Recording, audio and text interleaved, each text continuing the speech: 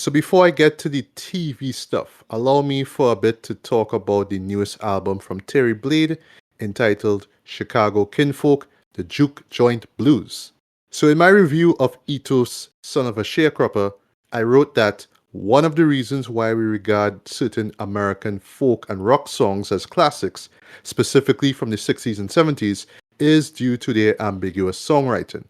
And though I was aware of singer-songwriter Terry Blade's exploration into the African-American roots of those two genres through his 2023 record, I didn't fully realize how in-depth his examination into the genre of blues was at that time.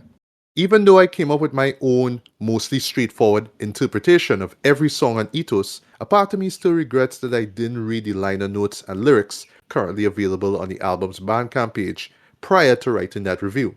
But I also stated in my Ethos review that even if said meanings are easily sought out through your average search engine, fresh, well-intentioned interpretations of these songs are to be expected as their significance grows with each passing decade.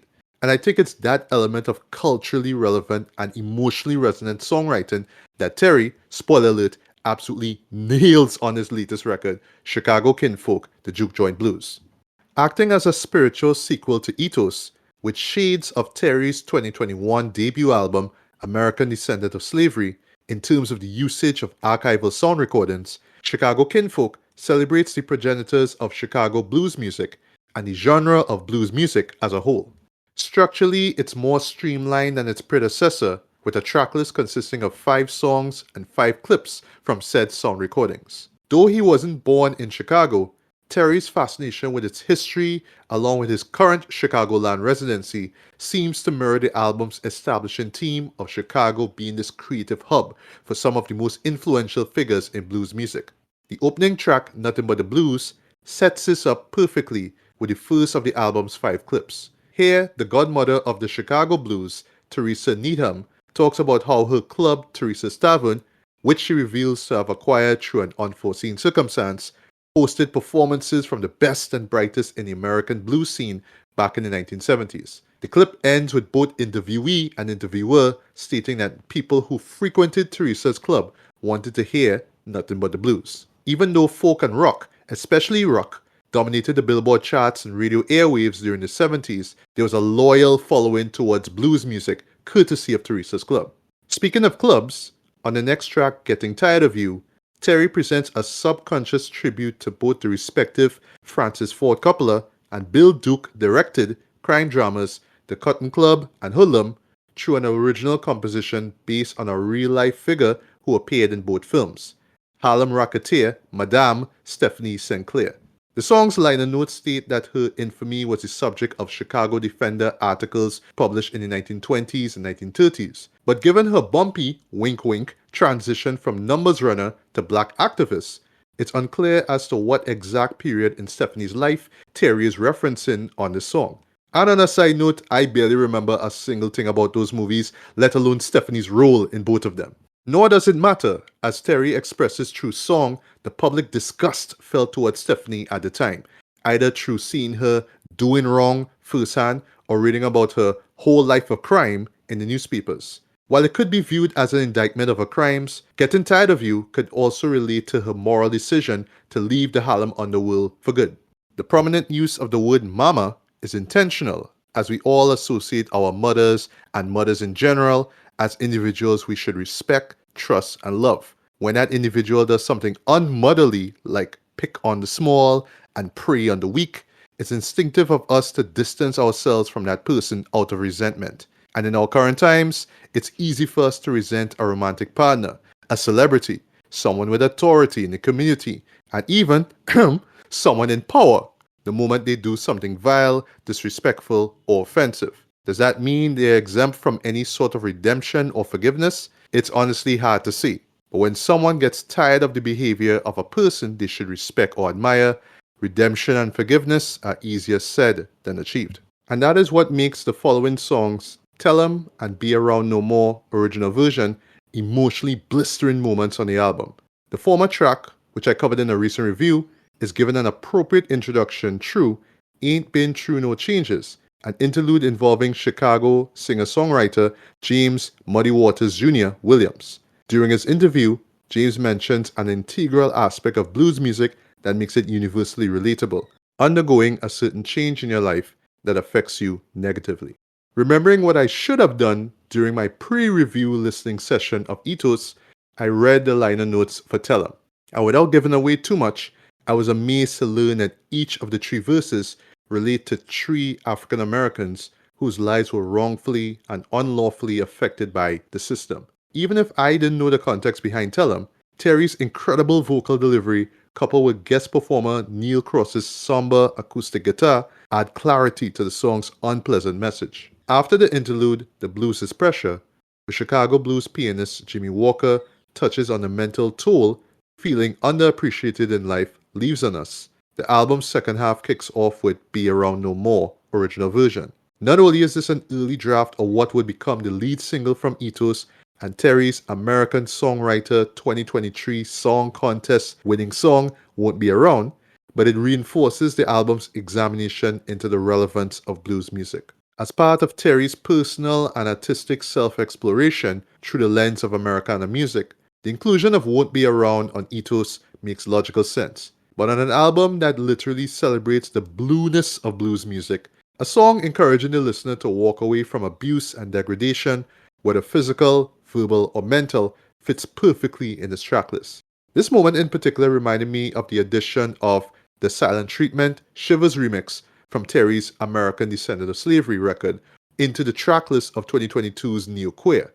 Back when I covered Neo Queer, I expressed how, upon my first few listens, I wasn't fond of that song's inclusion simply because I felt it was already ingrained into American Descendant of Slavery. But given the song's neo soul sound and heartbreak theme lyrics, it fits just as neatly into that record as Be Around No More original version fits into this one. The following interlude is easily the album's most fascinating, as Chicago blues guitarist slash singer Lefty Diz illustrates on The Blues Is Not Written how the raw emotions associated with blues made it easier for the art form to be translated into popular, radio-friendly genres like rock, pop, and surprise, surprise, rhythm and blues. And in a brilliant example of pacing, the interlude fades out at the moment Lefty starts expressing his displeasure over the inaccessibility of newer blues songs on the radio. With the unpopularity of traditional blues music now in question, the floor is left open for some much-needed discussion as to how and why. Terry kicks off the discussion with the decades-long debate on cultural appreciation versus cultural appropriation, citing one of music's greatest figures in that debate, Elvis Presley. And in a truly bold move on the record, Terry does a cover of the song That's All Right, which was originally written and recorded by the father of rock and roll, Arthur Big Boy Crudup, and redone by Elvis himself, the king of rock and roll, as his debut single. Though it's argued that Elvis had a level of respect towards African American musicians and singers, his chart-topping success as a white musical artist was at the expense of those black artists he appreciated, like Arthur Crudup, for example, who never received any royalties from RCA Records, Elvis's label at the time, despite his composer credit on the That's All Right single. Terry's rendition of this song feels like a callback to one of the standout tracks on American Descendant of Slavery, I Want It Back, where he angrily addressed the appropriation of black identity in modern times, even in the LGBTQIA+ community. Unlike the Elvis Presley cover, Terry's version keeps the lyrics of Arthur's composition intact, save for a clever tweak in the second verse where he changes the sex of the song's antagonist from a woman to a man. The concept of the song remains the same, i.e. the protagonist coming to terms with his breakup from an untrustworthy ex despite his parents' early warnings. But through that simple change in lyrics, Terry makes the song relevant to him and others like him without diluting the lyrical, sonic, and emotional essences of the original song. In an artistic sense, Terry takes the song away from Elvis and gives it back to Arthur, whilst adding a slight, appropriately progressive twist to it. In the final interlude, The Blues What They Call It, Chicago blues musician Willie Monroe encapsulates why blues music resonates with its listeners so effectively. As every song on Chicago Kinfolk has alluded to thus far, blues songs are aimed at the loved ones of their composers, in particular when said composers are treated badly by them. In the context of this album, however, loved ones can be interpreted as a generalized term to describe those who we show respect to and can relate to in some way. Just like the end of the album's first half with Tell 'em, Terry ends the second half with another gut punch of a song, Fallen Soldiers, original version. Like Be Around No More, original version, this is an early draft of an already released song, in this case the currently standalone single, Black Cowboys. Stylistically, this song would have been a great addition to the Ethos tracklist, thanks to its country-inspired guitar plucks and whistling, militaristic snare drums, sorrowful lyrics centered on the outcomes of quick-draw duels, and dedication to the still historically marginalized Black American cowboy. But it's the metaphorical reimagining of Chicago as this Wild West town full of trigger-happy black gunslingers that makes the inclusion of Fallen Soldiers' original version on this album all the more purposeful. To put it simply, many of our loved ones are losing their lives and innocence to gun violence, and who's to say how many times we have to bow our heads before these duels come to an end. My biggest takeaways from Chicago Kinfolk, the Juke Joint Blues, are how well executed and well researched this record is. From the attention to detail with regard to song structure and vocal performances, to the historical context added to the record through the archival recordings and song concepts, it's clear that Terry is a student of the game and one who continues to use his studies to further shape his style and sound. And for my final reference to past reviews, I go back to what I said in my Tell 'em review, where I felt the single's artwork was meant to represent internalized, deep-rooted scars rising towards the surface, with the genre of blues music being the conduit in making this reveal. After hearing this album, I came up with a new interpretation. The wall, regardless of its deteriorated state, represents blues music, specifically Chicago blues music, and Terry is a conduit in unearthing its essence and relevance to a wider audience. So for those who felt or are feeling the blues, and for those who need a reminder as to why blues music still matters, Chicago Kinfolk, the Juke Joint Blues is an essential listen and easily one of the best albums of this year. And that's my review of Chicago Kinfolk, the Juke Joint Blues. And if you checked it out, feel free to leave a comment or two on what you thought about it. And yeah, that's pretty much about it.